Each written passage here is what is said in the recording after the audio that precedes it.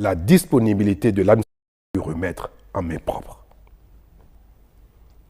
En ce qui concerne la réunion du comité interétatique, le Bénin, par la voix de son ministre, a réitéré la disponibilité de l'administration béninoise, notamment la douane, à coopérer avec la douane nigérienne en vue du chargement normal et régulier du pétrole nigérien au terminal de Sémé, pour autant que les formalités douanières de transit soient possibles.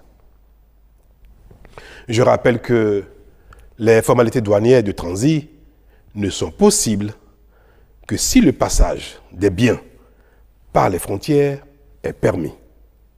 Autrement dit, si les frontières ne sont pas ouvertes pour le passage formel du pétrole, les formalités douanières permettant son transit par le territoire du Bénin ne sont techniquement pas possibles.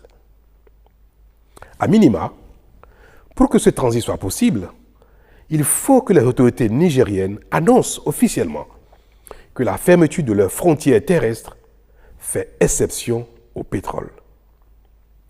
Une telle clarification serait susceptible de permettre un traitement juridique différencié du pétrole venant du Niger. À défaut de ce minimum, toute formalité douanière de transit du pétrole reste légalement impossible entre le Bénin et le Niger. Telles sont donc les clarifications que le gouvernement béninois a chargé le ministre Adambi d'apporter à nos partenaires à Niamey. Mais selon le compte rendu qu'il m'a fait hier à son retour, le ministre Adambi, il ressort que la partie nigérienne présente à la dite rencontre n'a apporté aucune réponse à nos préoccupations et attend ou attendrait de recevoir les instructions de ses plus hautes autorités. Alors je vous parle, je n'ai reçu aucune clarification ou information de nos frères nigériens allant dans le sens attendu par tous. Mieux, le président Tiani n'a pas reçu le ministre Adambi, que j'ai pourtant expressément chargé de lui remettre ma lettre d'apaisement et d'invite au rétablissement de la fraternité et de la libre circulation des personnes et des biens entre le Niger et le Bénin. Si vous avez bien écouté cette vidéo et que vous avez compris, vous direz sûrement à qui dois-je exactement donner la raison. Ici, il ne s'agit pas de dire qui a tort ou qui a raison. Mais il faut se demander réellement qui milite pour la cause de sa population.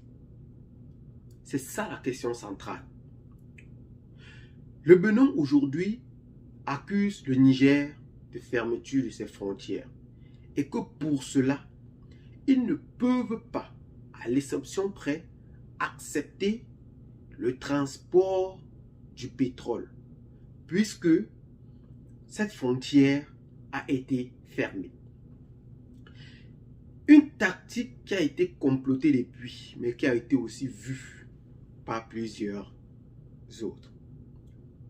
Après avoir chassé la France du Niger, la France pensait bel et bien pouvoir se regorger du côté du Bénin pour mieux encercler son adversaire. Mais ces jeux politiques ont été vus d'avance. Les autorités nigériennes ont refusé catégoriquement, malgré la levée des sanctions de la CEDEAO, d'ouvrir ses frontières avec le Bénin. Mais pourquoi? Parce que ce dernier estime que le Bénin regorge plus de 50 militaires français et que les terroristes y viennent pour se former. Et que les terroristes viennent pour se former au nord du Bénin pour pouvoir entrer au Niger et mieux les anéantir.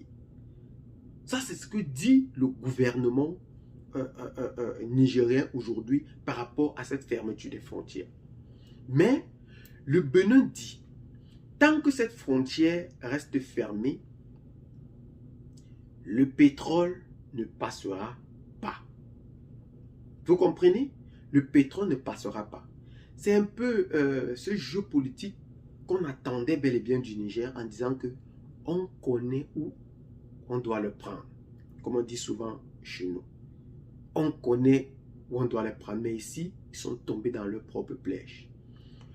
Le gouvernement nigérien est plus vigilant que possible. Quand il dit j'ai envoyé une lettre qui ne m'a pas été retournée. Vous pensez exactement que si cette lettre pouvait être retournée, le gouvernement nigérien ne le retournerait pas? Dans la fermeture de ces vannes depuis le 6 juin que le gouvernement nigérien a fait, vous pensez que ça plaire seulement trop au Niger? Ils ont reçu plus de 400 millions de dollars pour l'avance de la vente de ces pétroles. Parce que 90 000 barils de pétrole doivent être exploités par jour. Donc 3 cargaisons doivent être livrées par mois. Et vous pensez que le gouvernement nigérien peut aujourd'hui blaguer pour pouvoir ralentir le propre développement de son pays? Là, je ne crois pas. Mais je crois ici que le gouvernement nigérien a mis en avant la sécurité de sa population avant même de voir autre chose. La sécurité de sa population. Et c'est la raison pour laquelle il a dit qu'il a fait le coup d'État au Niger. Parce que la sécurité de sa population en dépend. Et aujourd'hui, nous voyons exactement à travers ses œuvres que ce président est en train de militer exactement pour la défense dans son entièreté de sa population. Ouais. C'est ce qu'il est en train de faire aujourd'hui. C'est ce qu'il est en train de faire. Même si plusieurs autres ne le voient pas sous cet angle. Même si plusieurs autres ne le voient pas sous cet angle. C'est très malheureux. C'est malheureux aujourd'hui. Oui, de voir un pays frère ne pas comprendre.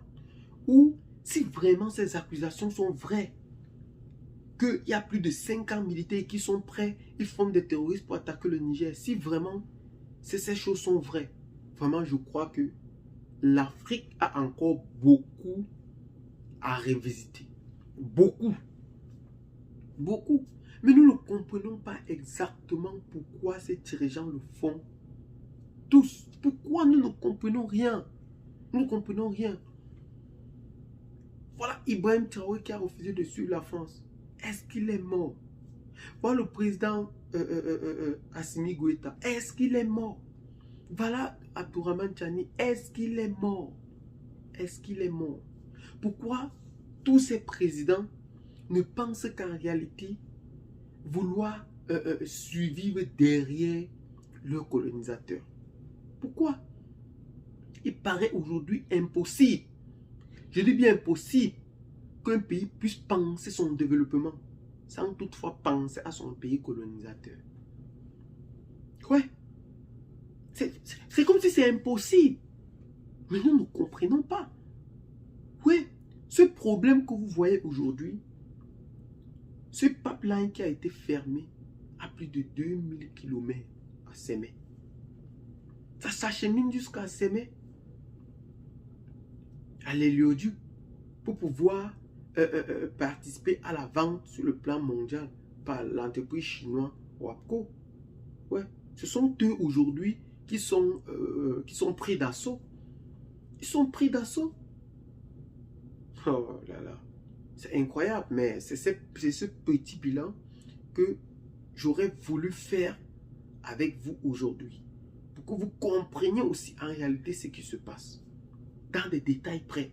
Parce que c'est très important souvent, certains petits détails qui nous échappent. Très important souvent, certains petits détails que nous n'arrivons pas à comprendre en réalité. Ouais. Nous espérons partager encore beaucoup plus avec vous et que vous comprenez vraiment ce jeu politique qui se passe en Afrique de l'Ouest. Pour ce, Nous vous disons à très bientôt pour de nouvelles vidéos. Partagez massivement la vidéo avec les amis si vous l'avez trouvée intéressante. Abonnez-vous à la chaîne si ce n'est pas encore fait. Et à très bientôt pour une nouvelle vidéo. Ciao, bye bye.